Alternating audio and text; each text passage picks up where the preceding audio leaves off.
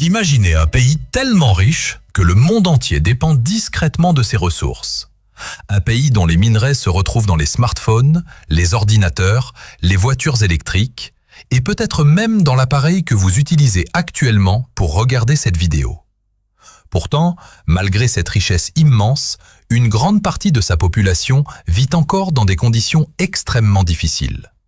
Ce pays existe et il se trouve en Afrique.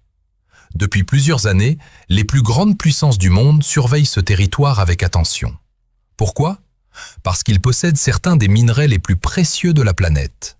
Des ressources capables de devenir encore plus importantes dans le futur à mesure que le monde dépend de plus en plus des nouvelles technologies et des batteries électriques. Certains experts pensent même que ce pays pourrait devenir l'un des plus riches du continent africain. Mais alors, une question se pose. Si ce pays possède autant de richesses, pourquoi n'est-il pas déjà riche aujourd'hui? Et surtout, qu'est-ce qui pourrait réellement changer son avenir? Aujourd'hui, nous allons découvrir ensemble pourquoi la République démocratique du Congo pourrait devenir extrêmement riche dans le futur, et pourquoi le reste du monde semble déjà l'avoir compris. Pour comprendre pourquoi la République démocratique du Congo attire autant l'attention, il faut déjà réaliser à quel point ce pays est immense. La RDC est l'un des plus grands pays d'Afrique. Avec ses forêts, ses fleuves et ses immenses territoires, elle possède un sous-sol considéré comme l'un des plus riches de la planète. Or, cette richesse ne concerne pas seulement l'Afrique. Elle intéresse aujourd'hui le monde entier. Le pays possède d'importantes réserves d'or, de cuivre, de diamants, de lithium, de coltan, mais surtout de cobalt. Et ce minerai est devenu extrêmement précieux. Pourquoi? Parce qu'il est indispensable à la fabrication des batteries modernes. Les voitures électriques, les smartphones, les ordinateurs portables et une grande partie des nouvelles technologies dépendent directement de ces ressources. En réalité, certains experts estiment qu'environ 70% du cobalt mondial provient de la République démocratique du Congo. Cela signifie qu'une grande partie des technologies utilisées chaque jour à travers le monde dépend, d'une manière ou d'une autre, de ce pays africain. Et plus le monde avance vers les voitures électriques et les nouvelles technologies, plus ces ressources deviennent stratégiques. Autrement dit, la RDC possède aujourd'hui exactement ce dont le futur du monde a besoin. Depuis quelques années, le monde est en train de changer extrêmement vite.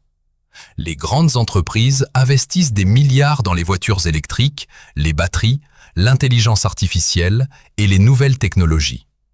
Des marques comme Tesla, Apple, Samsung ou encore les grands constructeurs automobiles européens cherchent toutes la même chose, des minerais capables d'alimenter cette nouvelle révolution technologique.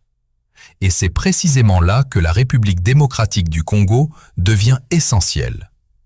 Parce que derrière chaque voiture électrique moderne se cache un besoin énorme en cobalt et en minerais stratégiques.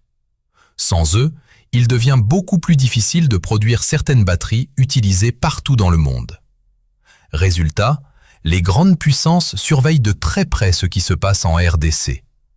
La Chine, par exemple, a investi massivement dans les mines congolaises ces dernières années afin de sécuriser l'accès à ces ressources précieuses. Les États-Unis et plusieurs pays européens cherchent eux aussi à renforcer leur présence dans la région car ils savent que le futur des technologies dépend en partie de ces minerais.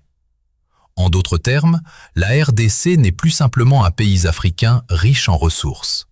Elle est progressivement devenue un territoire stratégique pour l'économie mondiale. Et plus la demande mondiale en batterie et en technologie augmente, plus la valeur de ces ressources risque d'exploser dans les années à venir. Mais plus on découvre l'immense richesse de la République démocratique du Congo, plus une question devient difficile à ignorer. Si ce pays possède autant de ressources précieuses, pourquoi une grande partie de sa population vit-elle encore dans la pauvreté? Car c'est là tout le paradoxe de la RDC. Le pays possède certains des minerais les plus recherchés au monde, mais une grande partie de cette richesse ne profite pas réellement à la population. Depuis des décennies, le pays fait face à de nombreux problèmes. Corruption, instabilité politique, conflits armés dans certaines régions et exploitation illégale des ressources. Dans plusieurs zones minières, des groupes armés cherchent à contrôler les minerais afin d'en tirer profit. Pendant ce temps, certaines entreprises étrangères exploitent les ressources congolaises à des conditions souvent très avantageuses pour elles. Résultat, malgré l'immense valeur de son sous-sol, le pays peine encore à transformer cette richesse naturelle en développement réel pour sa population. Et ce contraste devient encore plus choquant lorsqu'on réalise que les minerais extraits en RDC servent parfois à fabriquer des produits technologiques vendus plusieurs centaines, voire plusieurs milliers de dollars à travers le monde. En d'autres termes, une partie du futur technologique mondial se construit grâce aux ressources d'un pays qui lutte encore contre de nombreuses difficultés internes. Et c'est précisément ce paradoxe qui fascine autant les économistes et les observateurs internationaux. Car beaucoup se demandent aujourd'hui ce que deviendrait la RDC si cette richesse était un jour mieux exploitée et mieux redistribuée. Et pourtant, malgré toutes ces difficultés, de nombreux experts continuent de penser que l'avenir de la République démocratique du Congo pourrait être très différent. Pourquoi ? Parce que le monde entre progressivement dans une nouvelle ère technologique. Les voitures électriques se développent partout. Les entreprises investissent massivement dans les batteries. L'intelligence artificielle, les centres de données et les nouvelles technologies augmentent eux aussi la demande en minerais stratégiques. Et à chaque fois que cette demande augmente, la valeur des ressources présentes en RDC devient encore plus importante. Certains analystes pensent même que les minerais congolais pourraient devenir aussi stratégiques au XXIe siècle que le pétrole l'a été pendant des décennies. Cela signifie qu'à l'avenir, le pays pourrait attirer encore plus d'investissements, développer ses infrastructures et renforcer son influence économique sur le continent africain. Mais pour que cela arrive, plusieurs conditions seront essentielles. Plus de stabilité, une meilleure gestion des ressources et des investissements capables de profiter réellement à la population. Car posséder des richesses naturelles ne suffit pas toujours pour devenir un pays prospère. L'histoire a montré que certains pays très riches en ressources naturelles sont restés pauvres pendant des décennies, tandis que d'autres ont réussi à transformer ces ressources en puissance économique. Aujourd'hui, beaucoup pensent que la RDC se trouve justement à ce moment décisif de son histoire.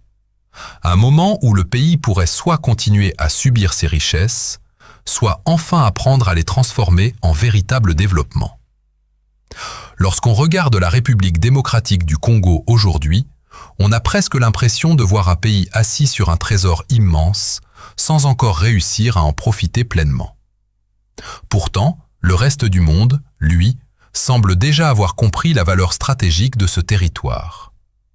Car dans un futur dominé par les batteries, les voitures électriques et les nouvelles technologies, les ressources congolaises pourraient devenir encore plus importantes qu'elles ne le sont déjà aujourd'hui. La vraie question n'est donc plus de savoir si la RDC possède les ressources pour devenir extrêmement riche. La vraie question est de savoir si cette richesse profitera enfin à sa population. Et peut-être qu'au cours des prochaines décennies, l'avenir économique d'une partie du monde se jouera justement ici, au cœur de l'Afrique.